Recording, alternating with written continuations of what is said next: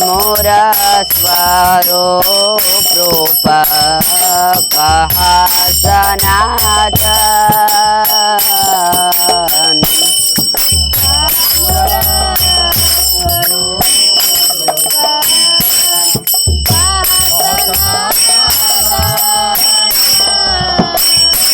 कहा दास रघुनाथ पतित पावन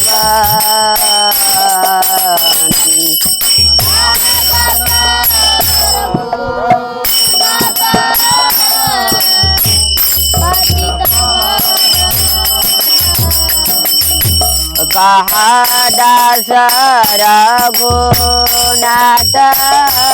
पतित पावन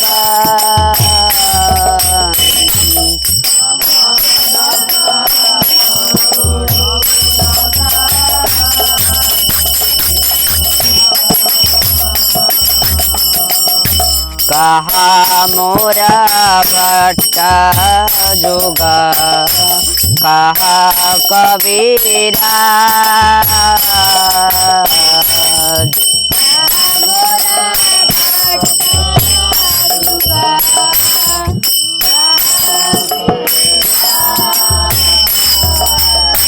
कहा मोरा भट्ट जुगा कहा कबीरा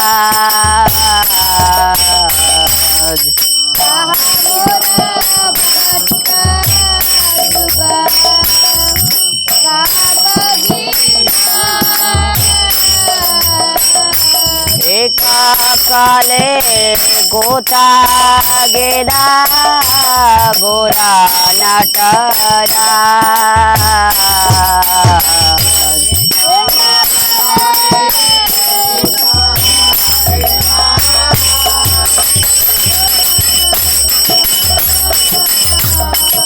एका काले कोता गेला गोरा नटरा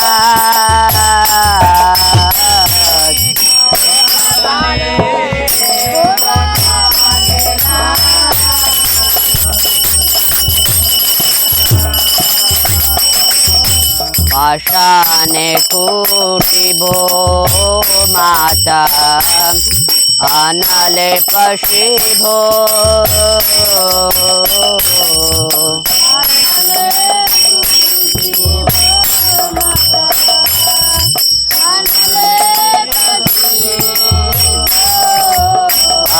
पाषाणे कुटिभो माता आनले पशिभो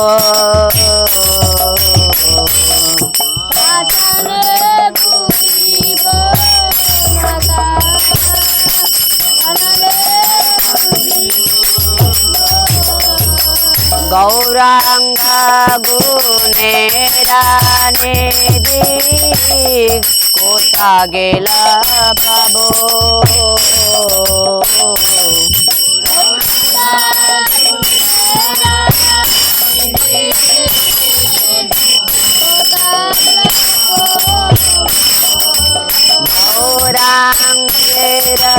गौरांग गुनेरा निधि कोता गेले पाबो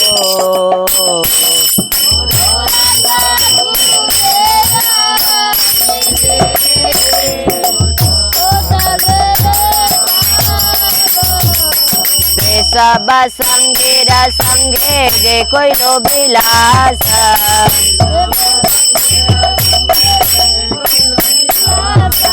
सब संगेरा संगे जे कोई लो बिलास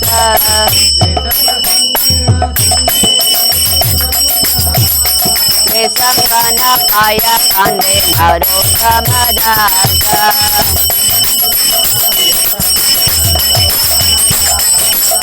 संगना पाया कांदे नारो समादास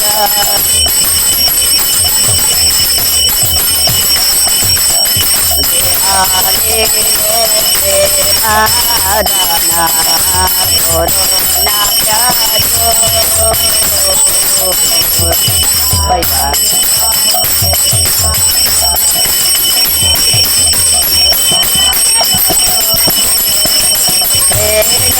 प्रभु गिरा आचार्य ठाकुर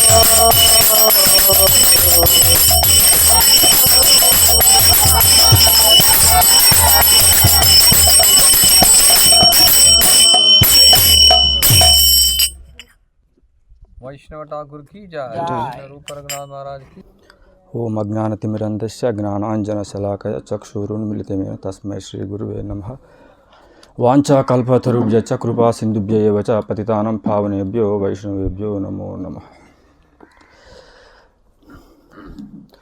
రూప రఘునాథ మహారాజుల వారు శరీరం విడిచిపెట్టడం అది చాలా బాధాకరమైన అది విషయం.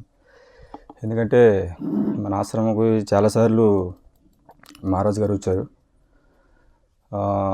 యాక్చువల్ మహారాజు సంబంధం అనేది అది మా ఆశ్రమంలో ఎందరున్నారు అందరితో అది సంబంధం ఉంది. ఒక్కొక్కరికి ఒక్కొక్క అనుభవం ఉంది.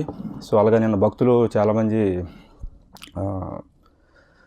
భక్తులు నిన్న రాత్రి మహారాజు గురించి చాలా విషయాలు చెప్పడం జరిగింది. చూస్తే మహారాజు చెప్పాలంటే చాలా వినయం. ఎందుకంటే మనం చూసాం చాలాసార్లు మన ఆశ్రమానికి వచ్చారు. మహారాజు గారికి చాలా వినయం కానీ విధేయత కానీ చాలా లక్షణాలు మహారాజులో ఉన్నాయి. అవి రెండోది మహారాజుకి ఈ వైదిక గ్రామాలంటే చాలా ఇష్టం అన్నట్టు నిన్న చెప్పుకున్నట్లు. అది గురు మహారాజ్ అంతా కూడా చాలా మహారాజ్కి చాలా ఇష్టం. సో ఆ విధంగా మహారాజు ఆశ్రమంకి రావడం కానీ ఇక్కడ ఉండడం కానీ మనందరికీ సాంగత్యం ఇవ్వడం కానీ, యాక్చువల్ సన్యాసులు ఇలాంటి వాళ్ళు వచ్చేది దేని గురించి అనుకుంటే మనలాంటి అందరు కాదు. సో నేనుగా చెప్పుకోవచ్చు, బద్ధజీవుల్ని వాళ్ళకి ఆధ్యాత్మిక జీవనాన్ని ఇవ్వడానికి. యాక్చువల్ సన్యాసులు ఏంటంటే ఒక ప్రదేశానికి వస్తే సన్యాసికి చెప్పబడింది 3 రోజుల కంటే ఎక్కువ ఉంటారు. అయితే ఒక భగవంతుని విశేషమైన కృప ఏంటంటే ఒక మహారాజు వచ్చి 40 days 45 days 30 days ఉన్నారనుకుంటే మనం చూడవచ్చు. సో ఏ విధంగా ఇది భగవంతుని ప్రణాళిక అన్నట్టు. లేకపోతే సన్యాసులకి 3 రోజుల కంటే ఎక్కువ ఉంటే అక్కడ ఆసక్తి అనేది వస్తుంది అన్నట్టు. కానీ నాకు ఒకటి ఫస్ట్ అనిపించింది, రూప రఘునాథ మహారాజు వచ్చే ముందు దాని తర్వాత మన మహారాజు రావాల్సింది ఉండే. సో ఆ విధంగా భగవంతుడు ఈ విధంగా ఏర్పాటు చేశారేంటో. ఎందుకంటే మా బద్ధస్థితిలో ఉన్నాం కాబట్టి ఒక మహారాజు వచ్చారనుకుంటే ఆ సేవ చేయడం వల్ల కొంత బద్ధస్థితి అనేది తగ్గుతుంది. సో ఆ విధంగా మన గురు మహారాజుకి పూర్తిగా సేవ చేయొచ్చు అన్నట్టు నాకు అప్పుడే అనిపించింది. సో ఆ విధంగా కూడా భగవంతుని నిర్ణయం అవ్వచ్చు. సో కాబట్టి ఈ విషయంలో చెప్పాలంటే ఎప్పుడైతే ఈ విషయం తెలిసింది అప్పుడు చాలా బాధ అనేది కలిగింది అన్నట్టు. ఎందుకంటే చాలా రోజులు మన ఆశ్రమంలో మహారాజు ఉండేవారు, చాలా సేవలు చేసామంటే ఒక్కొక్కరు వాళ్ళ పరిస్థితులు బట్టి సేవ అందించారు. ఏ విధంగా అనుకునంటే ఇప్పుడు మాతాజీలు అయినా సరే, ఇప్పుడు ప్రభుజీలు అయినా సరే, చిన్నపిల్లలు అయినా సరే అందరూ కూడాను వాళ్ళ పరిస్థితులు బట్టి వాళ్ళు సేవ అనేది చేశారు. సో ఆ విధంగా మహారాజుకి మనకి కొంత సంబంధం అనేది మంచిగా ఏర్పడింది అన్నట్టు. సో ఒక్కొక్కరు అనుభవాలు చెప్పుకున్నారు. సో ఆధ్యాత్మిక ఆచార్యునిది మరి సన్యాసులది భక్తులది ఎప్పుడు అది సంబంధం అనేది అది నిత్యంగా అది ఉంటుంది అన్నట్టు. అది ఇప్పుడు అది శాశ్వతంగా ఉంటుంది, అది ఇప్పుడు పోదు. ఒకవేళ మనం ఏదైనా ఒక సేవ చేసాము అనుకునంటే అది ఒకవేళ ఆ ఎఫెక్ట్ అనేది అప్పుడు పడకపోయినా సరే అది మన భవిష్యత్తు రోజుల్లో అది మనకి అది ప్రకటమవుతుంది అన్నట్టు. అది ఇప్పటికీ పోదు. అఫ్కోర్స్ మనకి సహకరించుకోలేకపోవచ్చు ఆ సమయంలో. అయినప్పుడు కూడా మనకి ఎన్నో సేవలు ఉండొచ్చు, ఎన్నో పరిస్థితులు మనకి ఆ విషయంలో మనకు అడ్డు రావచ్చు. అయినప్పుడు కూడా ఆ సమయంలో కూడా మనం చేసినప్పుడు కూడా ఆ సేవ అనేది అలాగే గుర్తింపబడుతుంది అన్నట్టు. సో దాని గురించి వైష్ణవుల సేవ అది మనకి ఎప్పుడైనా సరే ఒక మంచి మార్గాన్ని తెచ్చిపెడుతుంది అన్నట్టు. సో ఆ విధంగా చాలామంది మహారాజు సేవ చేశారు. సో మహారాజు కూడా మనల్ని చెప్పాలనుకుంటే చాలా ఆధ్యాత్మిక ప్రయోజనం అనేది చాలా మనకి ఇచ్చారన్నట్టు. తన క్లాసుల ద్వారా కానీ అదే తన ప్రవచనాల ద్వారా తను ఏదైతే మనం పెట్టిన మనం ఏది తను ప్రసాదం తీసుకున్నారు, సో ఆ విధంగా తన ఉచ్చిష్టాన్ని ద్వారా కూడా మనకి ఎంతో ఆధ్యాత్మిక లాభం అనేది కలిగింది అన్నట్టు. అయితే మహారాజుకి నాకు అంత అంటే పరిచయాలు అనుకుంటే ఏం పరిచయాలుగా చెప్పవచ్చు. అంటే కొన్ని అనుభవాలు ఉన్నాయి. ఏ విధంగా అంటే మహారాజు ఫస్ట్ వచ్చేటప్పుడు అప్పుడు చాలా చలికాలం చాలా చలి ఉండేది. అప్పుడు నారాయణ ప్రభు వాళ్ళ ఇంట్లో పెడితే అప్పుడు ఆ సమయంలో అంత అరేంజ్మెంట్ ఏట్ అవ్వలేదు. సో దాని గురించి నరోత్తమ ప్రభు నాకు అడిగారు అన్నట్టు, మీ దగ్గర ఏమైనా ఉందంటే అప్పుడు నాకు బ్లాంకెట్ ఉండేది అన్నట్టు నా దగ్గర, అంతే మన కప్పుకునేది. సో ఆ విధంగా అది మహారాజుకి నా దగ్గర ఉన్నది తీసి అది ఇవ్వడం జరిగింది. సో ఆ విధంగా కొంత ఆధ్యాత్మిక ప్రగతి అనేది లభించింది అన్నట్టు. సో ఆ విధంగా కూడా మళ్ళీ ఇంకా మహారాజుకి ప్రసాదము మనం ఎక్కడి నుంచి ఈ ఇళ్ళల్లో ఉండేటప్పుడు అప్పుడు పట్టుకుని వెళ్ళడం కానీ, సో ఆ ఉచ్చిష్టం మనం తీసుకోవడం కానీ, సో ఆ విధంగా కూడా ఆ ప్రయోజనం అనేది లభించింది అన్నట్టు. సో మహారాజుకి కొంత సేవ చేసే భాగ్యం భక్తులు కల్పించారు. సో ఆ విధంగా ఇప్పుడు మాట్లాడగలుగుతున్న కారణం అదన్నట్టు. సో ఇంకొక విషయం చెప్పాలనుకుంటే మహారాజు గారు నేను అక్కడ ఇప్పుడంటే ఆవులకి గడ్డి కోసేటప్పుడు మహారాజు అప్పుడు సన్యాసి కుటీరం నుంచి ఇలాగా నడిచి వస్తున్నారు. నడిచి వచ్చేటప్పుడు మహారాజు అడిగారు అన్నట్టు, వాట్ ఆర్ యూ డూయింగ్ అన్నారు అన్నట్టు నాకు. అయితే మహారాజ్ అంటే నాకు ఇంగ్లీష్ సరిగా చెప్పడం తెలియదు, ఆవులకి గడ్డి కోస్తాను ఏదో ఇంగ్లీష్లో చెప్పేశాను అన్నట్టు. ఓకే.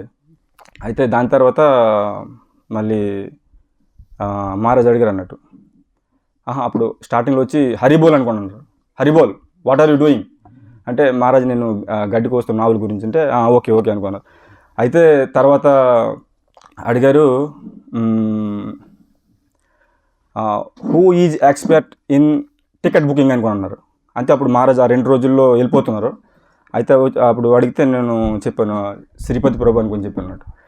ఓకే వెరీ ఈజీ అనుకున్నారు. ఎక్కడ ఉన్నారు? అయితే మీరు ఇక్కడ గృహస్థ కాటేజ్లో 3rd లైన్లో ఫస్ట్ ఇల్లు అనుకుంటే ఓకే అనుకున్నారు. తర్వాత ఇక్కడికి వచ్చింది గోపగోపేశ్వర ఎవరో కలిసినట్టున్నారు. అప్పుడు గోపగోపేశ్వర అడిగితే అప్పుడు ఇల్లు చూపించారు అన్నట్టు. అప్పుడు శ్రీపతి ప్రభు అప్పుడు నేను ఆ సమయంలో వస్తున్నాను, అంతే చాలా కంగారుగా వచ్చారు అన్నట్టు. శ్రీపతి ప్రభు ఏమైంది మహారాజు నా ఇంటి దగ్గరికి వచ్చారనుకున్నాను, ఎంత ఏ విషయం పట్టి వచ్చారనుకొని శ్రీపతి ప్రభు చాలా కంగారు పడ్డారు. అంటే చూస్తే మనం చూడవచ్చు మహారాజు అసలు ఎటువంటి దేనికి లెక్చర్ అంటే తను అలాగే ఫ్రీగా వెళ్ళిపోతారు అందరితో, అంటే ఫ్రీగా అనుకునంటే నార్మల్గా అతను ఎవరికి ఏమి అడగాలి అంతగా పెద్దగా పట్టింపు అంటూ ఏముండదు. సో నార్మల్ చాలా సింపుల్ పర్సన్గా మహారాజు ఉంటారు అన్నట్టు. సో ఆ విధంలో నాకు చాలా అక్కడ ఆ విధంగా కూడా మహారాజు కృప అనేది నాకు కొంత అప్పుడు లభించింది. యాక్చువల్ వైష్ణవ సాంగత్యం అనుకునంటే అది మనకి ఒక భక్తి మార్గంతో కూడింది అన్నట్టు. సో అలాగా ఇంకొకసారి మహారాజుకి బహుశా అది మీకు తెలియకపోవచ్చు. ఒకసారి మహారాజుకి నేను చలవానిపేట పట్టుకుని వెళ్ళే పరిస్థితి నాకు అప్పుడు ఆ సమయం నాకు వచ్చింది అన్నట్టు. అంటే అప్పుడు ఏ విధంగా అంటే అప్పుడు మహారాజుకి ఎంతో కొంత లక్ష్మి విత్డ్రా చేసేది ఉంది. ఆ సమయంలో ఎవరు లేరు. ఇక్కడికి వచ్చిన గౌరగోపాల ప్రభు ఉండేవారు. గౌరగోపాల సంథింగ్ ఏదో పనిలో ఉన్నారు. నేను ఆ సమయంలో పొలం నుంచి వస్తున్నాను. అప్పుడు గౌరగోపాల పిలిచారు, ఇలాగా మరి మహారాజుకి నువ్వు ఇలాగా ఏ టైంకి పట్టుకెళ్ళగలవు అనుకుంటే పర్లేదు వెళ్తాను, దాని ఆ ప్రాబ్లం లేదు, నేను పట్టుకుని వెళ్తాను. అప్పుడు బైక్ తీసుకుని అయితే మళ్ళీ నేను చెప్పాను, మరి నాకు ఇంగ్లీష్ రాదు కదా, మరి మహారాజుతో నాకు ఎలాగా సంబంధం అవుతుంది. అప్పుడు మహారాజుతోని మళ్ళీ గౌరగోపాల చెప్తే మహారాజు ఏమన్నారంటే నో ప్రాబ్లం, దానికి ఏం ప్రాబ్లం ఏం లేదు అనుకున్నారు. నేను బైక్ తీస్తే దానిపైన కూర్చున్నారు. వెళ్ళి ఎక్కడికి వెళ్ళాం ఫస్ట్ పెట్రోల్ బంక్కి. అక్కడికి వెళ్తే అక్కడ అంటే కొంతమంది అక్కడ చెప్పారు డబ్బులు ఇస్తారని సార్, దర్బాబు ప్రభు ఉన్నారు కదా, అక్కడ డబ్బులు ఇస్తారనుకుంటే అక్కడికి వెళ్తే మహారాజ్ అన్నారు వద్దు నాకు ఏటీఎం కావాలి, ఆయన ఏదో ఒక చిన్న స్క్రాచ్ చేసి దాంతో డబ్బులు ఇస్తాను అనుకున్నారు. మహారాజ్ అన్నారు అది ఒప్పుకోలేదు, వద్దన్నారు. తర్వాత మళ్ళీ నేను చలవానిపేట మళ్ళీ పట్టుకుని వెళ్ళడం జరిగితే అక్కడికి వెళ్ళి ఏటీఎంలో క్యాష్ విత్డ్రా చేశారు. విత్డ్రా చేసిన తర్వాత అప్పుడు బయటకు వచ్చిన తర్వాత సూపర్ మార్కెట్కి వెళ్ళారు. వెళ్ళే ముందు నాకు అడిగారు నువ్వు ఏదైనా డ్రింక్ ఏదైనా తాగుతావా అనుకుని అన్నారు అన్నట్టు. అయితే నేను లేదు మహారాజ్ నేను తాగను అనుకున్నాను. అప్పుడే మహారాజు ఆలోచించినట్టు ఇది తాగినట్టుంది కానీ తాగను అనుకుని అంటున్నాడు అనేసి మళ్ళీ మహారాజు లోపలికి వెళ్ళి ఒక డ్రింక్ ఒకటి తీసుకొని వచ్చారు అన్నట్టు. డ్రింక్ ఒకటి తీసుకొని వచ్చి అయితే మహారాజు అర్థం చేసుకున్నాడు వీడికి ఈ తాగాలని ఉంది కానీ వద్దన్నట్టున్నాడు అనేసి మహారాజు వెళ్ళి అప్పుడు తీసుకొని వచ్చి అప్పుడు నాకు ఇచ్చారు అన్నట్టు. అయితే ఇస్తే నేను తీసుకొని తాగేశాను. అంటే ఏదైనా సరే మహారాజు ఇచ్చినప్పుడు అది మనము స్వీకరించాలన్నట్టు. ఒకవేళ అలాంటప్పుడు విషం ఇచ్చినా సరే మనం తాగాలి, ఎందుకంటే ఆయన చేతుల మీద మనం తీసుకుంటున్నాం కాబట్టి. Fruit juice. అయితే వెళ్ళి ఇచ్చిన తర్వాత నేను తాగాను. తాగిన తర్వాత మళ్ళీ బైక్ స్టార్ట్ చేశాను. తర్వాత మళ్ళీ మహారాజ్ కూర్చొని మళ్ళీ మేము వచ్చామన్నమాట. అయితే నాకు మహారాజ్ ఇచ్చారు కదా, తాగకూడదు కదా అనిపించింది. కానీ అలాంటప్పుడు మహారాజ్ చేతుల మీద ఇచ్చారు కదా, సో అలాంటప్పుడు తాగడమే మంచిదని నేను తాగాను అన్నట్టు. సో ఆ విధంగా మళ్ళీ వస్తూ అక్కడ శ్రీముఖులం దగ్గరకు వచ్చేటప్పుడు కొన్ని సంధ్యా సమయం అయిపోయింది, కొన్ని పురుగులు అంటే దోమలు ఇవన్నీ ఎగురుతున్నాయి అన్నట్టు. అప్పుడు మహారాజుకి మహారాజు చాలా పురుగులు వస్తున్నాయి, ఈ కంట్లో పడతాయి, కొద్దిగా మీరు కవర్ చేసుకోండి అనుకుని నేను ఇలాగా చెప్తే ఒకే మాట అన్నారు, గో, మరి ఇంకేమనలేదు, నువ్వు వెళ్ళు అని మరి ఎక్స్ట్రా మాట్లాడలేదు అన్నట్టు. అంటే నీ పని నువ్వు చూడు అన్నట్టు అన్నారు అన్నట్టు. అంతేగాని అంతే ఎందుకు చెప్తున్నా అంతే ఏమనలేదు అన్నట్టు, జస్ట్ గో అంతే. సో ఆ విధంగా మహారాజుతో కొంత సమయం అనేది దొరికింది. సో మహారాజు గురించి చెప్పుకుంటే ఇలాంటి అనుభవాలు అనేది ఎప్పుడైతే శరీరం విడిచిపెట్టిన తర్వాత ఇవన్నీ మనకి గుర్తుకొచ్చేటప్పుడు కొద్దిగా బాధాకరం కలిగిస్తుంది అన్నట్టు. ఒకవేళ కానీ మహారాజు ఇప్పటి వరకు శరీరం విడిచిపెట్టకపోతే ఇంక మన ఆశ్రమంకి వచ్చి ఇంకా ఎన్నిసార్లు వచ్చేవారో, ఇంకా ఎన్ని నెలలు ఉండేవారు, ఇంకెంత సాంగత్యం ఇచ్చేవారో మనం ఆలోచించుకోవచ్చు. సో మన చేతుల్లో ఏం లేదు, అది భగవంతుని నిర్ణయం. ఎప్పుడైనా సరే ఒక భక్తుడు చనిపోతే భగవంతుని దగ్గరికే భక్తులు అనేవి వెళ్తారన్నట్టు.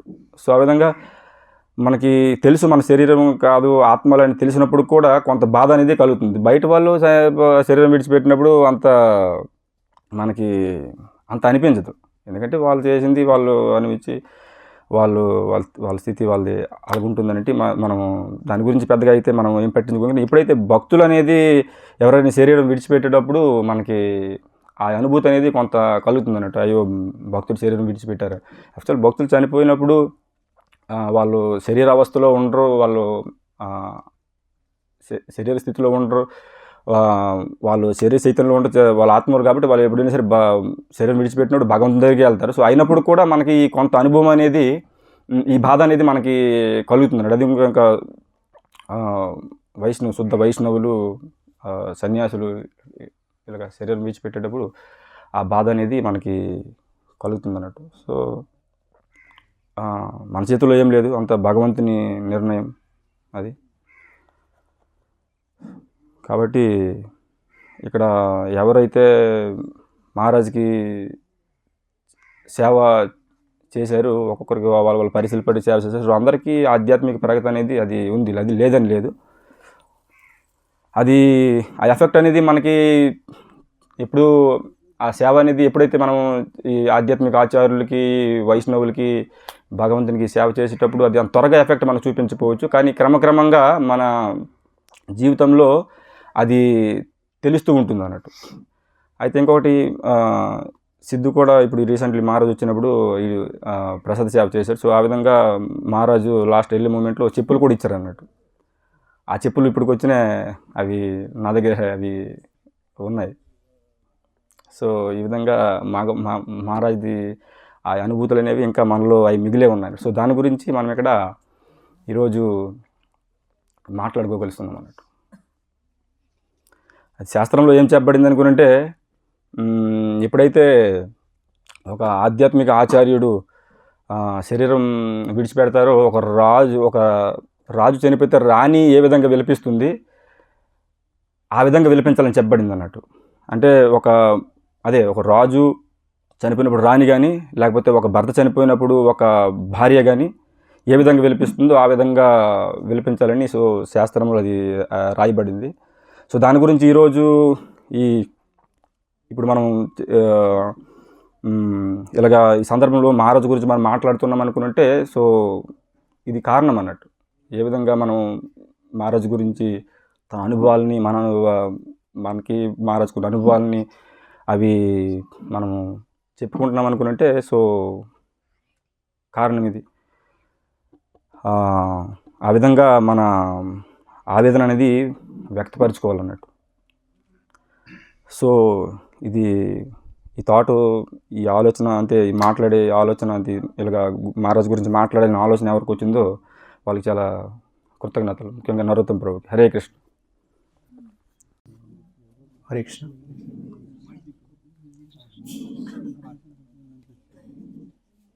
పరమ పూజ్య రూప రఘునాథ్ మహారాజ్కి జై.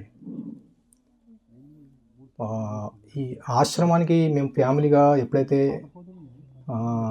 ట్రయల్ 20 డేస్ వచ్చామన్నట్టు,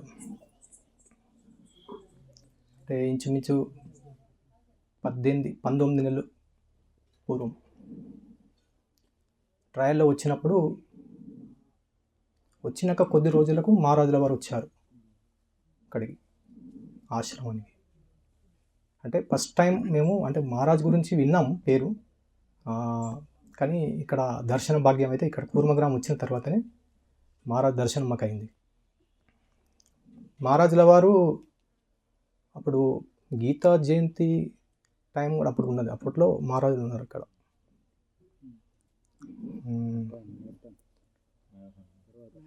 మేరకు ఆ టైంలో ఉన్నారు.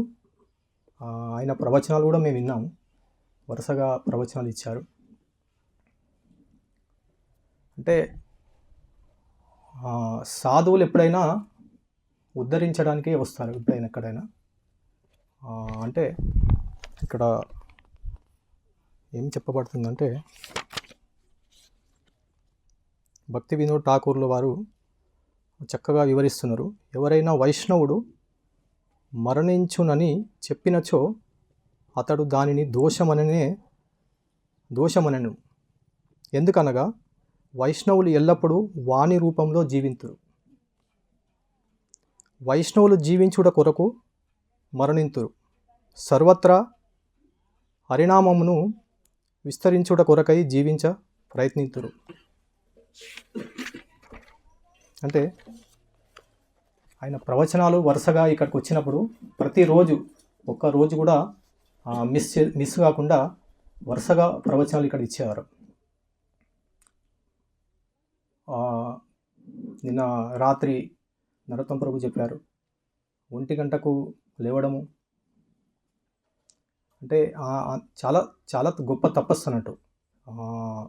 మహారాజు అంత తపస్సు అనేది మామూలుగా అయితే నిన్న చెప్పారు కదా, నైట్ లేట్ అయినా కూడా ఎక్కడైనా ప్రోగ్రామ్ చేసినప్పుడు మహారాజు మళ్ళీ అదే టైంకు లేవడం, మళ్ళీ జపం మంగళారతి కంటే ముందే చేయడం, అది శుద్ధ భక్తులు ఆ విధంగా చేయగలుగుతారు. ఇక్కడ సాధువులు ఎప్పుడైనా వస్తారంటే సాధు సంఘ లవమాత్ర సాధు సంఘ అనబడింది. అంటే సాధువుల సాంగత్యము ఒక్క నిమిషమైనా మనకు దొరికితే మనము పూర్తిగా పవిత్రమైపోతామంటారు. అలాంటిది మహారాజుల వారు ఇక్కడ వరుసగా ఎన్నో రోజులు ఇక్కడ సాంగత్యాన్ని ఇచ్చారు అందరికీ. మేమెంతో నాకైతే ఎంతో ఆ రోజు ప్రవచనాలు వింటూ ఎప్పుడైతే మహారాజుల వారు వెళ్ళారు తిరిగి మళ్ళీ అదే టైంకు క్లాస్ వినాలనిపించేది మళ్ళీ. ఎందుకంటే గుర్తుకొచ్చేది ఈరోజు ఈ టైంకు మహారాజు ప్రవచనం ఉండే, కానీ ఈరోజు మహారాజుల వారు వెళ్ళిపోయారు. అంటే అది అలవాటు అయిపోయింది అన్నట్టు. అది రోజు మార్నింగ్ క్లాస్ ఉంటేనే బాగుండు అనిపిస్తుంది అన్నట్టు అట్లా. అంటే మహారాజుల వారు రెగ్యులర్ టైం రావడం, ఆ ప్రవచనం ఇవ్వడం, అది చాలా ఆనందం అనిపించేది రోజు రోజు. అలాంటిది మహారాజుల వారు శరీరం వదిలేరని వినగానే ఎంతో బాధ అనిపించింది, ఎంతో దుఃఖం అనిపించింది. శుద్ధ భక్తులు అనేకము విధములుగా ఇతరులకు తోడ్పడుతుందరు. కొన్నిసార్లు వారు ఉపన్యాసములు చేస్తుందరు, మరికొన్నిసార్లు వారు భక్తులను మరియు అభక్తులను కలుసుకుంటుందురు. ఎవరైనను గంభీర్యమైన ఆదేశముల కొరకు ముందుకు వచ్చినప్పుడు శుద్ధ భక్తుడు ఆధ్యాత్మిక ఆచార్యునిగా వ్యవహరిస్తూ శిష్యులకు భగవంతుని సేవ చేయుటలో తగిన శిక్షణను అందించును. కొన్ని సందర్భములలో శుద్ధ భక్తులు రచయితలుగా ఉందురు. ఇక శ్రీల ప్రభుపాదుల వారు ఇలా తెలుపుతుండిరి: భగవంతుని కృపతో భవిష్యత్తులో అనుచరుల సేవా విధానముతో తిరిగి భగవద్ధామమును చేరుకొనుటకు తోడ్పడడు. గ్రంథములను ప్రచురించుట ఆచార్యుల కర్తవ్యం. కొన్నిసార్లు ముక్తాత్ములు కొందరు శిష్యులను చేర్చుకొందురు. తర్వాత వారు తమ గురువును ఆదర్శంగా తీసుకొని ఇతరులకు ప్రచారం చేయుటకు బయటకు వెడుతుందురు. మహాత్ములు కొన్నిసార్లు ఉద్యమాలను లేక ఆధ్యాత్మిక సంఘాలను ఆరంభించుదురు. వాటిలో పాల్గొని భక్తులు భక్తి సాధన చేసుకోవచ్చును. కొన్నిసార్లు జనులు భగవంతుని శ్రీ విగ్రహ రూపమును దర్శించి ప్రసాదం సేవించటకు వీలుగా వారు మందిరములను నిర్మించుదురు. ఇలా వ్యక్తిగత ఉదాహరణలు మరియు ప్రచారముల ద్వారా ఇంకను ఈ భౌతిక జగత్తు నుండి తిరువోవించిన పిమ్మట మహాత్ములు భగవత్ ప్రేమను విస్మరించిన బద్ధజీవులకు అనేక రకములుగా తోడ్పడుతుందురు. అంటే మహారాజుల వారు వెళ్ళిన ఆయన ప్రవచనాలు అనేది ఎంతోమందికి ఉపయోగపడతాయి. ఇప్పుడు ఆ ప్రవచనాలు విని కూడా ఎంతోమంది బద్ధాత్మలు వాళ్ళు మళ్ళీ భక్తి మార్గంకు రాగలుగుతారు అన్నట్టు. ఇంకొకటి ప్రతి భద్ర పూర్ణిమ అప్పుడు మహారాజు ఒక ప్రత్యేకమైన టైంలో ఆయన భాగవతాన్ని లక్ష్మీవారి ప్రభుకు ఒకసారి ఇచ్చారు, ఒకసారి శ్రీపతి ప్రభుకి ఇచ్చారు. ఇది గుజరాత్లో అయితే అత్యధికంగా చేస్తారు. ఆయన గుజరాత్లో చాలా రోజులు ఉన్నట్టున్నారు అక్కడ. మహారాజుల వారు భద్ర పూర్ణిమ అంటే గుజరాత్లో అక్కడ చాలా వరకు ఆ రోజు భాగవతం సెట్లు చాలా వితరణ అవుతూ ఉంటాయి. భద్ర పూర్ణిమ వారం రోజుల ముందు నుంచే. అంటే ఆ రోజు ఇవ్వడం ఎంతో శ్రేయస్కరం, ఎంతో చాలా మంచి రోజు. అంటే మహారాజు ఎంతో అదృష్టవంతులు వాళ్ళు. మహారాజు చేతుల మీదుగా భాగవతం తీసుకోవడం వాళ్ళకు ఆ భాగ్యం కలిగింది. అంటే మహారాజు ఆ ప్రసాదం సేవ మాతాజీలకు ఇవ్వడం, ఇక్కడ మహారాజు వచ్చినప్పుడు ఆయన స్వాగతం కోసం మనందరం కీర్తన చేయడం, ఇవన్నీ ఎంతో ఆనందం కలిగించాయి అన్నట్టు. ఆ రోజు ఆయన చరణాలు మనం జలంతో కడగడం, ఆ చరణ జలంని అందరం మనం తీసుకోవడం, అంటే ఆ రోజులు ఇంకా ఇప్పుడు మనం గుర్తు చేసుకుంటుంటే అవి మళ్ళీ రావు అనిపిస్తుంటుంది. అది మళ్ళీ ఇక మహారాజు మనకు ఇక మళ్ళీ అలాంటి భాగ్యాన్ని మళ్ళీ మనకు దొరకదు. అది ఇప్పుడు మళ్ళీ గుర్తు చేసుకుంటే ఒక్కోసారి మనకు దుఃఖంగా అనిపిస్తూ ఉంటుంది. అంటే ఆయన ఎట్లా అనిపిస్తుంది అంటే ఈ కూర్మ గ్రామంలో ఇక్కడ ఒక కుటుంబ సభ్యుల్లాగా మనకి ఇట్లా అనిపించేవారు అన్నట్టు. అన్ని రోజులు ఇక్కడ ఉన్నప్పుడు మనకు అనిపించేవారు. ఆయన వెళ్ళగానే మనకు ఎంతో బాధ అనిపిస్తూ ఉంటుంది. కానీ ఆ రోజు ఆయన ఆ విధంగా శరీరం వదిలారని విన్న తర్వాత ఇక మళ్ళీ రారు అని నాకు అనిపించింది. కానీ అది నిజం కాదు అనిపించింది అన్నట్టు. చెప్తా ఉంటే నిజం కాదు, అలా కాదు, అసలు అది ఎలా అవుతుంది అనిపిస్తూ ఉంటుంది. కానీ ఎన్నటికైనా ఒక రోజు అయితే వదలాలి శరీరం. కానీ మహారాజు ఇంతవరకు సన్యాసి మహారాజులు ఒకరోజు కంటే ఎక్కువ సమయాన్ని ఎక్కడ కూడా, అంటే నాకు తెలిసి ఇంతవరకు పరమపూజ్య భక్తి వికాస్ మహారాజుల వారు సూరత్కు వచ్చినప్పుడు ఒక రోజు లేదా 2 రోజుల కంటే సమయాన్ని అక్కడ ఇవ్వకపోయేది. మేము ఎంతో పరితపించేది, మహారాజు ఇంకొక రోజు ఉంటే బాగుండు అనిపించేది. అంటే పరమపూజ్య భక్తి వికాస్ మహారాజుల వారు ఈ ఫామ్ కమిటీలో ఇక్కడ కూడా 20 రోజులు ఆయన కూడా మనకు ఆ భాగ్యాన్ని కలిగించారు. అంటే ఇది చాలా పవిత్రమైన స్థలం అన్నట్టు. ఇది ఇక్కడ కూర్మ గ్రామం స్థలం అనేది సన్యాసి మహారాజులు ఇన్ని రోజులు ఇస్తున్నారంటే సూరత్ వాళ్ళకు చెప్తే కూడా వాళ్ళు ఎంతో ఆశ్చర్యపోయేవారు. 20 రోజులు మహారాజులు ఉన్నారా అని అందరూ చాలా ఆశ్చర్యపోయేవారు.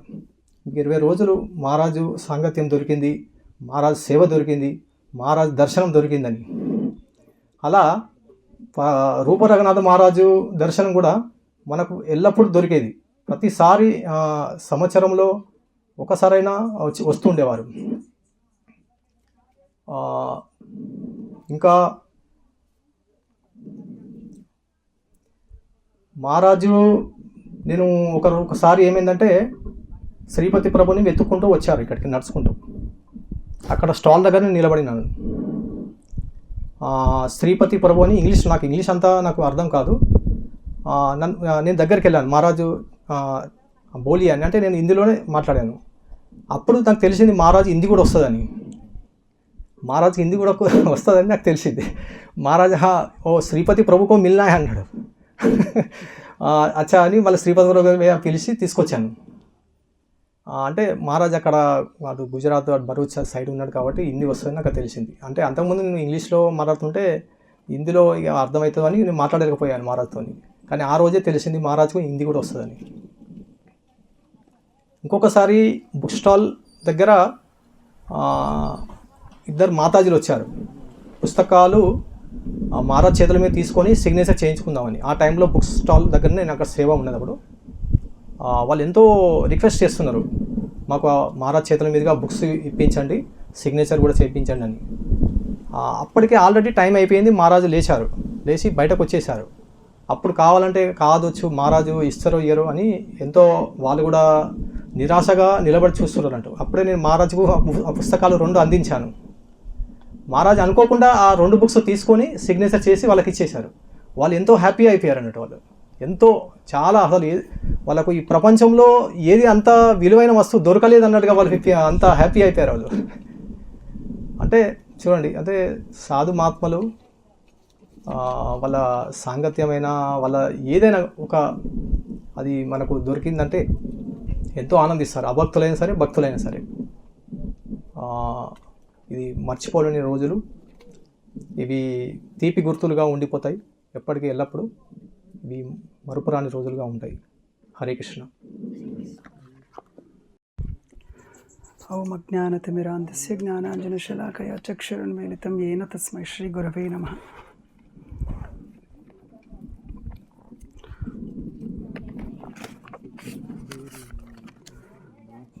परम पूज्य श्री रूप रघुनाथ स्वामी महाराज की जय. हरे कृष्ण.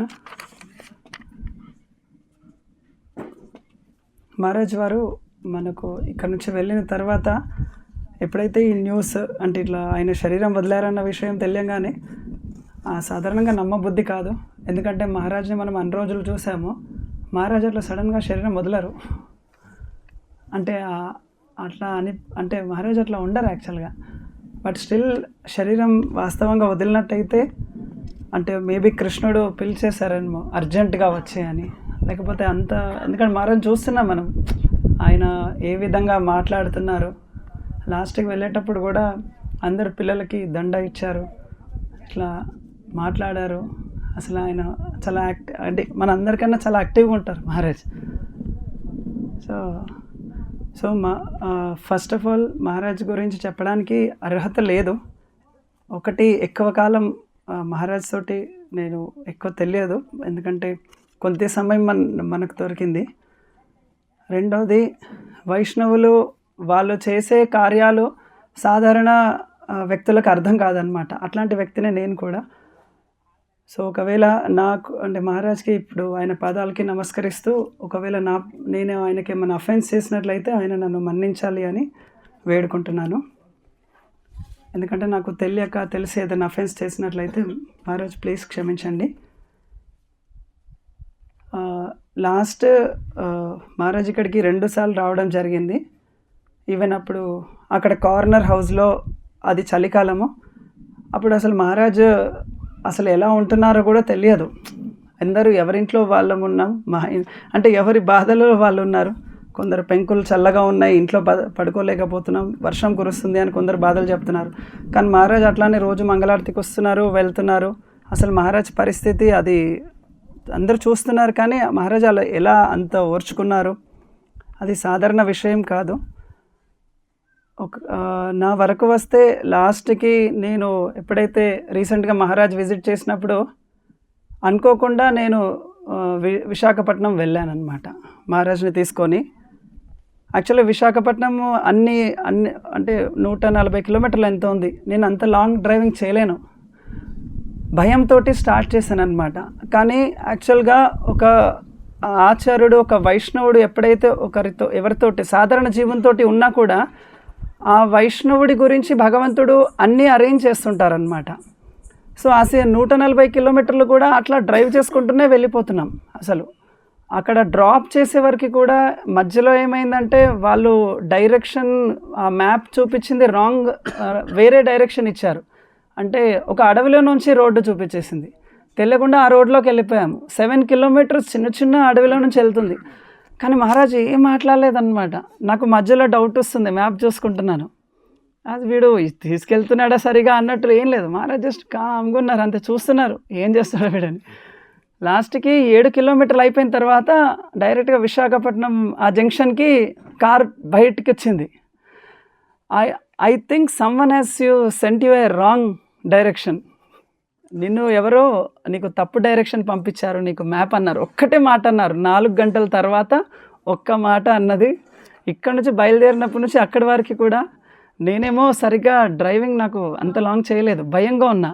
మహారాజ్ కూడా ఏం మాట్లాడలేదు, ఒక్కటే మాట, నీకు పంపించిన వాడు తప్పు డైరెక్షన్ పంపించినట్టున్నాడు, నేను లాస్ట్ టైం వచ్చింది వేరే డైరెక్షన్ అన్నారు. అంతే, సంభవం కరెక్ట్గా చేరుకున్నాం. అంటే చూడండి, ప్రతి పదం కూడా అవసరమైతేనే మహారాజ్ మాట్లాడడం చూశాను.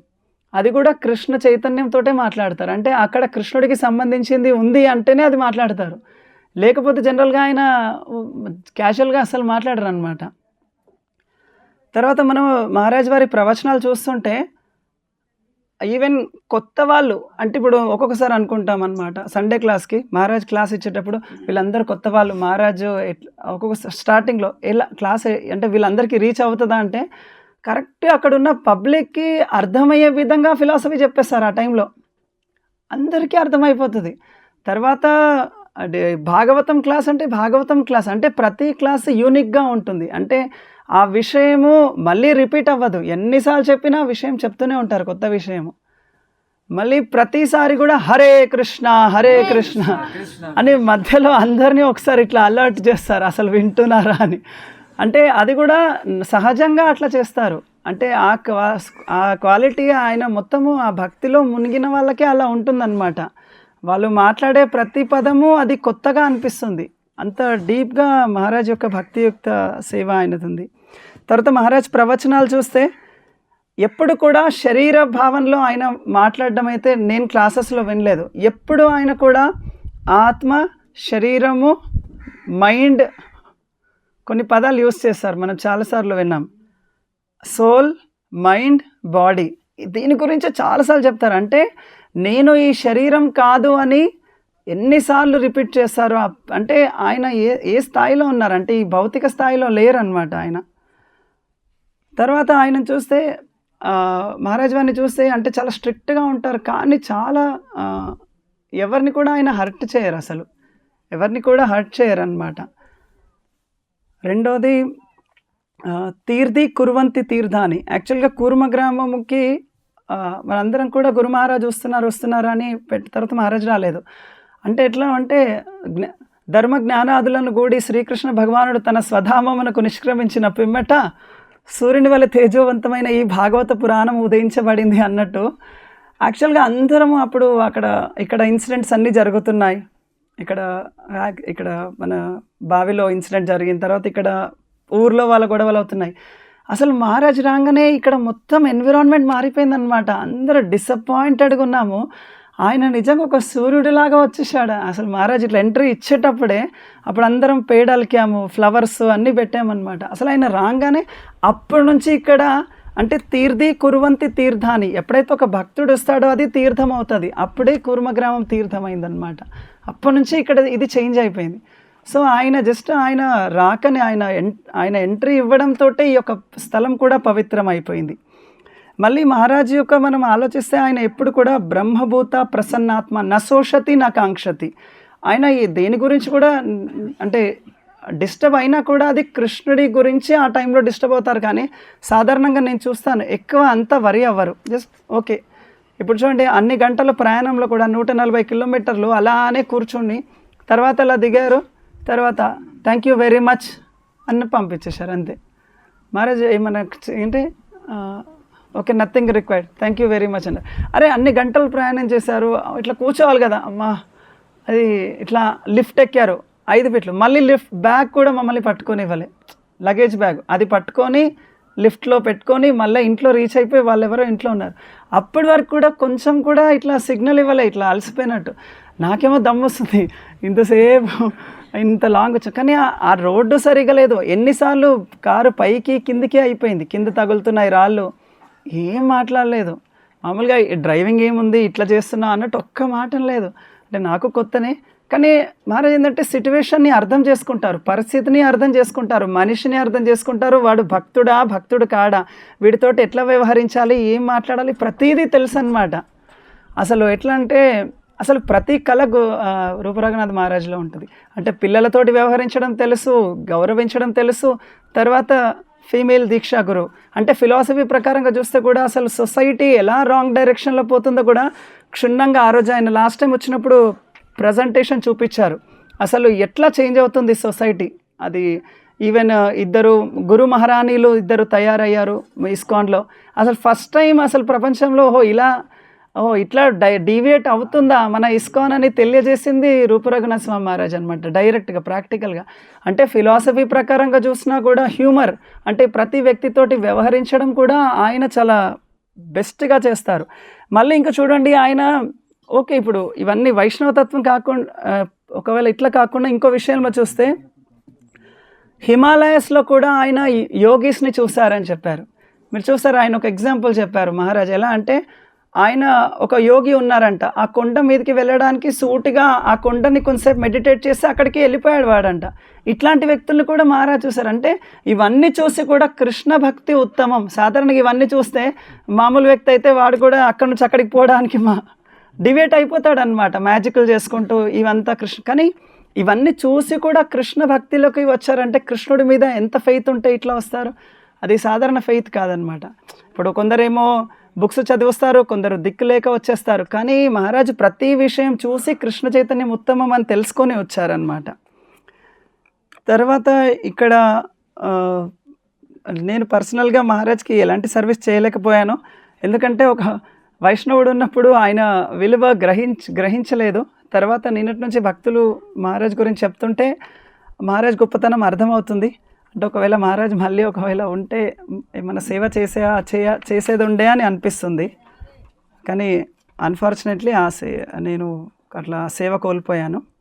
తర్వాత ఇంకా మహారాజ్ ప్రతి లెక్చర్ కూడా ఇప్పుడు ఆ ప్రభుజీ చెప్పినట్టు రెగ్యులర్ అదే టైంకి ప్రవచనం ఇస్తారు. మహారాజ్ వెళ్ళిపోయిన తర్వాత కూడా ఈ టైంకి అరే మహారాజ్ ఉంటే బాగుండు, మహారాజ్ క్లాస్ ఉంటే బాగుండు అనిపించేదన్నమాట. సో ఈ ప్రకారంగా మళ్ళీ ఎప్పుడైనా మహారాజ్ ఫోన్స్లో చూస్తుంటాం, వాళ్ళ భాషలో మాట్లాడుకుంటారు. ఫస్ట్ టైం నేను చూశాను మహారాజ్ ఏం మాట్లాడుతున్నారంటే ఇక్కడ వీళ్ళు ఎలక్ట్రిసిటీ లేకుండా జీవిస్తున్నారు అంటే వాళ్ళ భాషలో చెప్తున్నారు. ఏదో ఎలక్ట్రిసిటీ అంటే ఏదో చెప్తున్నారు, అది వాళ్ళ భాషలో అర్థం అవట్లేదు. కానీ నో గ్యాస్ అన్నారు. అంటే గ్యాస్ వీళ్ళు గ్యాస్ వాడరు, కరెంట్ వాడరు. అసలు ఎక్సలెంట్ ప్లేస్ ఇది భక్తి వికాస్ మహారాజ్ ఎట్లా గైడ్ చేస్తున్నారని చెప్తున్నారనమాట. అంటే అసలు అంటే ఇప్పుడు నేను ఇక్కడ ఉంటున్నా, నాకన్నా ఇంత ఆనందం కలిగిందో లేదో, కానీ ఆ మహారాజ్ ఆ విషయం అంటే కృష్ణుడు ఇచ్చిన జీవన విధానంకి వీళ్ళు ఇంత ఇంపార్టెన్స్ చేస్తున్నారని వరల్డ్ మొత్తంకి చెప్పుకుంటున్నారనమాట. అంటే అది మాట్లాడుతుంటే ఒక చిన్నపిల్లాడు ఇట్లా ఆసక్తితో చెప్తారు, చూడు చాలా బాగుంది అని అట్లా చెప్తున్నారు. మళ్ళీ ఆ మహారాజ్ క్లాసులు ఇచ్చేటప్పుడు చాలా ఉన్నతమైన క్లాసులు ఇస్తారు. అంటే ఉత్తమాధికారి, మధ్యమాధికారి, కనిష్టాధికారి వాళ్ళ యొక్క స్థాయి బట్టి క్లాస్ చెప్పగలుగుతారు. ఇట్లా అన్నిట్లో మళ్ళీ ఒకసారి మనం చూసాము, అది ఏవైతే కాజులు ఉంటాయో ఫ్రై చేసేటప్పుడు కరెక్ట్గా ఎంత ఫ్రై చేయాలో కూడా, ఎంత మంట పెట్టాలో అన్నీ కూడా చెప్తారనమాట. ఇంతే మంట పెట్టాలి, ఈ స్పూనే వాడాలి, ఇంతే ఫ్రై చేయాలి, అప్పుడు అది కరెక్ట్గా ఫ్రై అవుతుందని చెప్తారు. అప్పుడే టేస్ట్ ఇట్లా ఉంటుందని చెప్తారు. అంటే ప్రతి విషయం కూడా ఆయన పర్ఫెక్షన్ ఉంటుందన్నమాట. కొంచెం ఒక 1 సెంటీమీటర్ అటు వెళ్ళదు, 1 సెంటీమీటర్ ఇటు వెళ్ళదు, కరెక్ట్ పర్ఫెక్షన్లో ఉంటారు. ఈవెన్ ఒక డిస్టెన్స్ కూడా ఎంత డిస్టెన్స్లో వెళ్ళాలి. ఒక షాప్ ఉందనుకోండి, ఆ షాప్లో ఏ షాప్లోకి వెళ్ళాలో అదే షాప్కి వెళ్ళాలి, అదే ఐటెం తీసుకోవాలి, మళ్ళీ బయటికి రావాలి, మళ్ళీ బయటికి వెళ్ళిపోవాలి.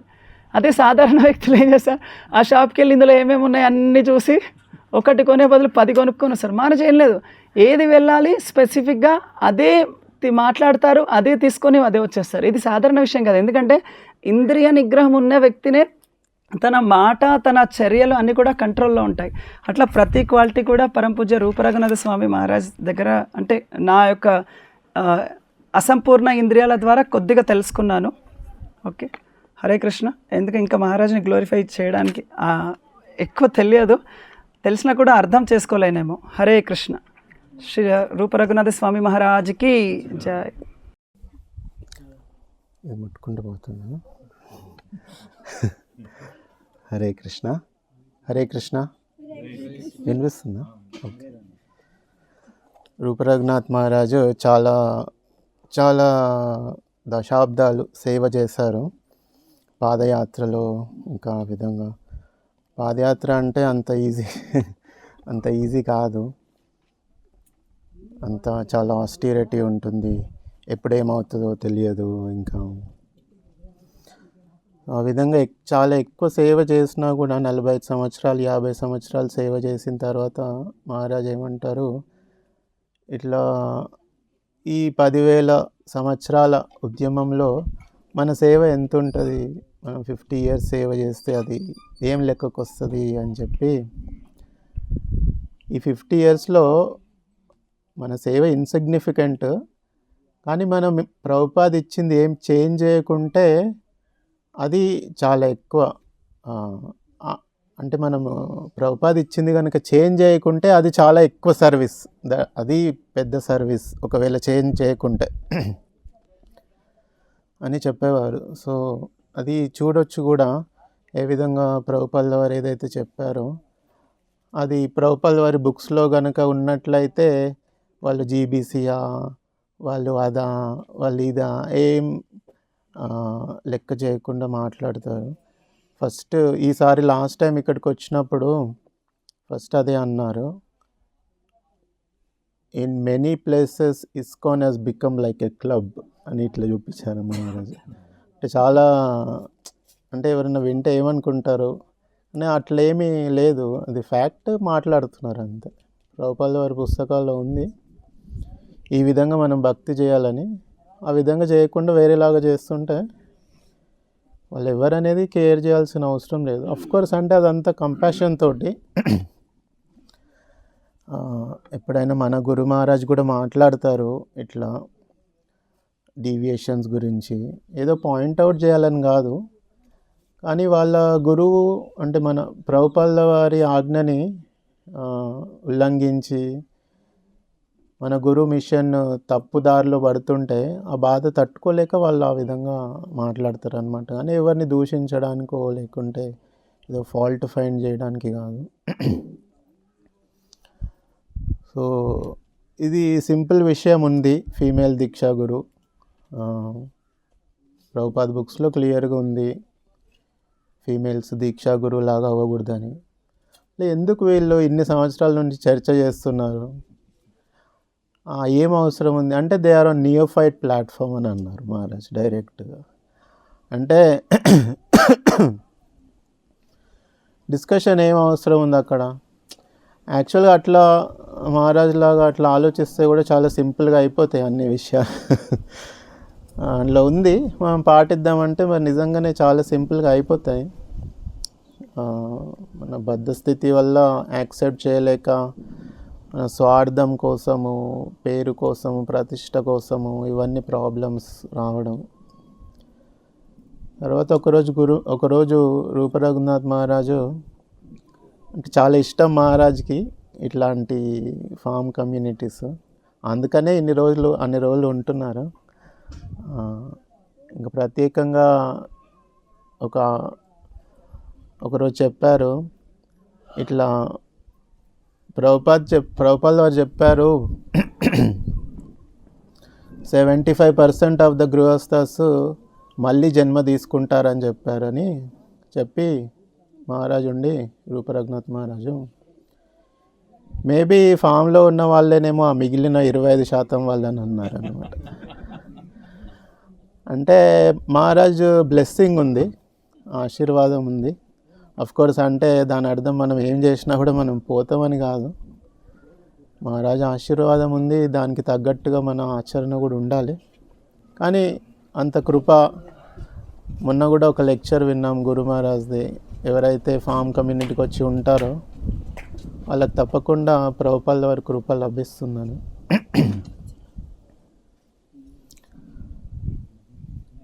నేనేం ఎక్కువ సేవ చేయలేకపోయాను, కానీ ప్రతిసారి టికెట్ బుకింగ్ అయితే వచ్చేది. ఫస్ట్ మహారాజు రాకముందు కూడా ఫస్ట్ మహారాజు వచ్చే కంటే ముందు కూడా టికెట్ మహారాజ్ నెంబర్ కూడా నా దగ్గర ఉందన్నమాట. టికెట్ బుక్ చేసిన తర్వాత కూడా కృష్ణేరమతిరస్తు అని మెసేజ్ పెట్టారు డైరెక్ట్ మహారాజే. మొన్న లాస్ట్కి వెళ్ళి ఇక్కడ లాస్ట్ టైం వచ్చినప్పుడు డైరెక్ట్ ఇంటి దాకా వచ్చారు. ఏమైందని అనుకుంటున్నాను అనమాట. మహారాజ్ ఏమో టికెట్ బుక్ చేసుకోవాలి ఇమీడియట్గా అని వచ్చారు. ఐ థింక్ అక్కడికి వెళ్ళి ఇంకేం లేవు, కీస్ తీసుకున్నానా, బ్యాగ్ తీసుకున్నానా, ఏం లేదు. మహారాజ్ టికెట్ బుకింగ్ అంటే ఎక్కడంటే అక్కడంటే సరే పదా అంటే తీసుకెళ్ళారు. తర్వాత ఇంకేం టెన్షనే ఉందన్నమాట. ప్లేస్ చూస్తున్నామా, కరెక్టా, తెచ్చుకున్నామా, మళ్ళీ ప్రింట్అవుట్ కూడా తీయలేదు. తర్వాత రోజు మార్నింగ్ తీసాం. ప్రింట్ ఇచ్చేవరకు ఏం మాట్లాడతలేరు ఇంకా మహారాజు. నేనేమో ప్రింటర్ కొన్నిసార్లు పనిచేస్తుంది, చెయ్యదు, పేపర్ జామ్ అవుతుంది, ప్రింట్ వస్తుందా ఏంది అనుకుంటున్నా. అది మొబైల్లో బుక్ చేసింది కంప్యూటర్లో ఓపెన్ అవ్వట్లేదు, సంథింగ్ ఏదో ప్రాబ్లం అవుతుంది. మహారాజ్ ఏమంటలేరు, ఇట్లనే చూస్తున్న కంప్యూటర్ దిక్కు, ప్రింట్ వచ్చేవారికి ఏం మాట్లాడరు అన్నట్లే చూస్తున్నారు అన్నమాట. ఫైనల్గా ఏదో అది మొబైల్లో కొడితే వస్తలేదు అని కంప్యూటర్లో కొడితే వచ్చింది. లాస్ట్కి వచ్చిన తర్వాత ప్రింట్ తీసిన తర్వాత ప్రింట్ చూసుకున్నారు. వీడు నా టికెట్టే ప్రింట్ చేశాడా, ఎవరు చేశాడని అట్లా చూసుకున్నారు. ఒకసారి చూసుకొని పిఎన్ఆర్ నెంబర్ చూసిన తర్వాత థ్యాంక్ యూ ఫర్ ఎవ్రీథింగ్ అని అన్నారు అనమాట. ఇంకంతే. తర్వాత భాగవతము ట్రాన్స్లేషన్స్ రోజు చేస్తున్నందుకేమో మహారాజ్ ఒకరోజు అడిగారు అనమాట, నువ్వు ఎన్ని సంవత్సరాల నుంచి ఉంటున్నావు ఇక్కడ అని అడిగారు. అంటే ఇట్లా చెప్తే what book you have in your home అన్నారు. అంటే మీ ఇంట్లో ఏ పుస్తకం ఉంది? నాకేం అర్థం కాలేదు, ఇంట్లో ఏ పుస్తకం ఉందని. మహారాజ్ అన్ని ప్రభుపాద్ పుస్తకాలు అన్నీ ఉన్నాయి అన్నారు. విచ్ లాంగ్వేజ్ అన్నారు. ఇంగ్లీష్ అన్నారు. Then I give you Telugu Bhagavatam అన్నారు. అంటే రోజు నువ్వు ఏ భాషలో ట్రాన్స్లేట్ చేస్తున్నావు? హిందీలో కదా అన్నారు. మహారాజ్ హిందీలో కాదు, రోజు తెలుగులో చేస్తున్నాను. అయితే తెలుగు భాగవతం ఇస్తాను నీకు అన్నారు. భాగవతము ఇచ్చిన తర్వాత సైన్ చేశారు. సైన్ చేసిన తర్వాత ఏం మాట్లాడలేదు, లేసారు. భాగవతం ఇలా పెట్టారు కృష్ణప్రేమరావు అక్కడ టేబుల్ మీద. ఫస్ట్ క్యాంటో మీద సైన్ చేసి ఇచ్చారు. ఇచ్చిన తర్వాత అన్నారు, అంతే, ఇదంతా తీసుకెళ్ళు అన్నారు. ఇంకేం అనలేదు. మళ్ళీ చాలామంది ట్రాన్స్లేషన్ చేస్తుంటాను. అంటే అఫ్కోర్స్ ఆ ట్రాన్స్లేషన్స్లో చాలా తప్పులు ఉంటాయి, చాలా కష్టం ట్రాన్స్లేషన్ అంటే. అక్కడ వేరే వాళ్ళు ట్రాన్స్లేషన్ చేస్తుంటే వింటుంటే ఈజీగా అనిపిస్తుంది నాకు, కానీ మనం ట్రాన్స్లేట్ చేస్తుంటే ఒక సెకండ్ కూడా మైండ్ ఎక్కడన్నా వెళ్తే ట్రాన్స్లేట్ చేయలేము అనమాట. సో నేను మహారాజుది చాలామంది ట్రాన్స్లేట్ చేసిన, కానీ మహారాజ్ ట్రాన్స్లేషన్ ఫస్ట్ టైం వచ్చినప్పుడు చాలా కష్టంగా ఉండే. మహారాజు ఇంగ్లీష్ వేరేలాగా ఉంటుంది కొంచెము. సో ఫస్ట్లో చాలా అనేది, ఇంకా తర్వాత రెండోసారి మూడోసారి అర్థమయ్యేది, కొంచెం ఈజీగా అయింది. అయితే మహారాజ్ ట్రాన్స్లేషన్ ఈజీ అనమాట అందరికంటే. వేరే వాళ్ళు అయితే ఇంకా ఏదేదో చెప్పుకుంటూ పోతారు, ఎక్కడ కట్ చేయాలో తెలియదు. మహారాజ్ ఎంత సింపుల్ సెంటెన్స్కి ఆపుతారు, మళ్ళీ చెప్పమంటారు, మళ్ళీ ఐ కాంటాక్ట్ కూడా మెయింటైన్ చేస్తుంటారు కరెక్ట్గా. మొన్న అయితే ఈ భాగవతం ఇచ్చిన తర్వాత ప్రభుని అడిగాను, నేను కూడా ఏమని ఇవ్వాలేమో కదా. అంటే మనం ఎప్పుడు సన్యాసి నుంచి ఏం తీసుకుంటాం, అఫ్కోర్స్ మనకి గురు మహారాజుల వారి నుంచే అంతా వచ్చింది, కానీ ప్రత్యేకించి ఏం తీసుకోం కదా, అట్లెట్లా ఏమన్నా ఇవ్వాలేమో కదా మహారాజ్ కంటే. ఇంకా నేను కూడా ఏమి ఇస్తాం మహారాజ్కి ఏం అర్థం కాలేదు. అయినా మనం ఏమి ఇవ్వలేము, కానీ జస్ట్ రెసిప్రోకేషన్. ఏమిస్తాం మహారాజ్కి, ఏమి సూట్ అవుతుంది అనేది అర్థం, అది ఏమి ఇవ్వచ్చు, ఏమి యాక్సెప్ట్ చేస్తారు అనేది ఏమి అర్థం కాలేదు. డబ్బులు ఇస్తే ఏం బాగుంటుంది అట్లా అనుకున్నాం. ఇంకా మహారాజ్ ఫోన్ కూడా చూస్తే మహారాజ్ ఫోన్లో ఏదో ఇప్పుడు ఏం గుర్తు వస్తలేవు, కానీ ఏదో చూడడానికి వెళ్తే ఆ ఫోన్ అర్థమైంది ఏమంటే ఆ ఫోన్ చాలా పాతది, 10 years కంటే ఎక్కువ ఓల్డ్ది. అప్పుడు ఆండ్రాయిడ్ ఫస్ట్ వర్జన్, ఇప్పుడు ఆండ్రాయిడ్ ఎంత ఉందో తెలియదు. ఫస్ట్ వర్జన్ కంటే ముందు వచ్చిన ఆండ్రాయిడ్ వర్జన్ వాడుతున్నారనమాట. అంటే దాంట్లో యాప్ కూడా ప్లే స్టోర్కి వెళ్ళి ఇన్స్టాల్ చేయలేము, సైడ్ లోడ్ చేయాలి. అట్లాంటి ఫోన్ ఉంది. ఫోన్ అన్న కొనిద్దామని అనుకుంటే మళ్ళీ వచ్చినప్పుడు ఇద్దాం అనుకొని పొరపాటు చేసాము. సో ఒక లెర్నింగ్ ఏమంటే ఏమైనా సేవ చేయాలనుకుంటే అప్పుడే ఉన్నప్పుడే చేయాలి. మళ్ళీ వచ్చేవారికి ఏమవుతుందో, మనం ఉంటామో ఎవరు ఉంటామో ఏమో తెలియదు. సేవ చేయాలనుకున్నప్పుడు అప్పుడే చేసేస్తే అయిపోయేదని అనిపించింది ఇప్పుడు తెలిసిన తర్వాత. ఈసారి అస్సలు అనుకోలేదు. మహారాజు చాలా రోజులు ఉందామని వచ్చారు. ఏదో ఇటలీకి వెళ్ళాలని సడన్గా టికెట్ బుక్ చేసుకున్నారు. మహారాజు కూడా అనుకోలేదు అనుకుంటా వెళ్ళామని. కొన్ని రోజులు అయిన తర్వాత మహారాజు వస్తారన్న దాంట్లోనే ఉన్నాం అసలు. వెళ్ళిపోయేటప్పుడు మహారాజు మళ్ళీ వెళ్తున్నారు వస్తారు అన్నట్లే ఉన్నది. చాలా షాకింగ్ అనిపించింది తెలిసినప్పుడు. మళ్ళీ రారని, ఇంకా మళ్ళీ మహారాజ్కి ట్రాన్స్లేషన్ చేయలేమని అసలు అనుకోలేదు. వస్తారు, ఇంకా ఇక్కడ చాలా రోజులు ఉంటారు, ఇంకా ప్రతి సంవత్సరము వచ్చి ఉంటారని అనుకున్నాము. కాబట్టి పెద్ద లెర్నింగ్ ఏమంటే ఉన్నప్పుడే అవకాశం తీసుకోవాలి. నాకు బ్యాక్ పెయిన్ ఉందని కూడా గురు మహారాజ్ వచ్చినప్పుడు కూడా గౌరార్తికి అక్కడ దాకా వెళ్ళలేకపోయాను. ఇప్పుడు అర్థమవుతుంది, అంటే ఉన్నప్పుడే అవకాశం తీసుకోవాలి. నెక్స్ట్ టైం వరకు ఏముంటుందో ఏముండదో తెలియదు. అప్పుడు కొంచెం బ్యాక్ పెయిన్ ఎక్కువైనా పోయి ఉండాల్సింది అని అనిపిస్తుంది ఇప్పుడు ఆలోచిస్తే. హరే కృష్ణ. హిజ్ హోలీనెస్ రూప రఘునాథ్ మహారాజ్ की जय.